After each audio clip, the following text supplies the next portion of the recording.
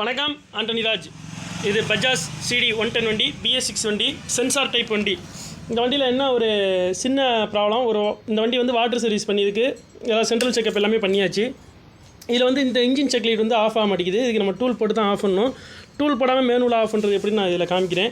இதில் எதனால் இந்த மாதிரி இந்த லைட் வந்து எரிஞ்சிக்கிட்டு இருக்குன்னா, இந்த வண்டியை வந்து வாட்டர் சர்வீஸ் பண்ணிங்கன்னா குறைஞ்சது ஒரு அரை மணி நேரம் வந்து வெயிலில் நிப்பாட்டிடுங்க. அப்படி இல்லைனா எல்லா சென்சார் இந்த இருக்குல்ல, இதில் இன்ஜின் டெம்பரேச்சர் சென்சார் இருக்குது, ஐடியல் கண்ட்ரோல் வால்வ் இருக்குது, ஸ்லோ ஸ்பீட் சென்சார் இருக்குது. இந்த சென்சாரில் வந்து தண்ணி ஏதாவது கப்ளரில் ஏறி நின்றுச்சுன்னா உங்களுக்கு இந்த மாதிரி ப்ராப்ளம் காமிச்சிடும்.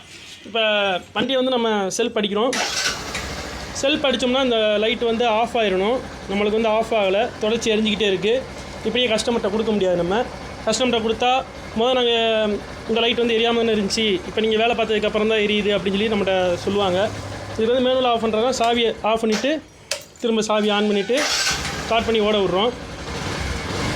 திரும்ப சாவி ஆஃப் பண்ணுறோம், திரும்ப சாவி ஆன் பண்ணுறோம், ஸ்டார்ட் பண்ணி ஓட விட்றோம். ஓட விட்டோன்னே இந்த லைட் வந்து ஆஃப் ஆயிடுச்சு. இந்த மாதிரி தொடர்ச்சியாக ஒரு 2 தடவை 3 தடவை செஞ்சு இந்த லைட் வந்து ஆஃப் ஆயிடுச்சு அப்படின்னா சென்சாரில் எதுவும் பிரச்சனை இல்லை. திரும்பியும் அந்த லைட் வந்து ஆஃப் ஆகலை, இப்போ ஆஃப் ஆயிரும். இப்படி ஆஃப் ஆகலை, தொடர்ச்சி எரிஞ்சிக்கிட்டே இருக்குன்னா நம்ம வந்து டூல் போட்டு தான் பார்க்கணும்.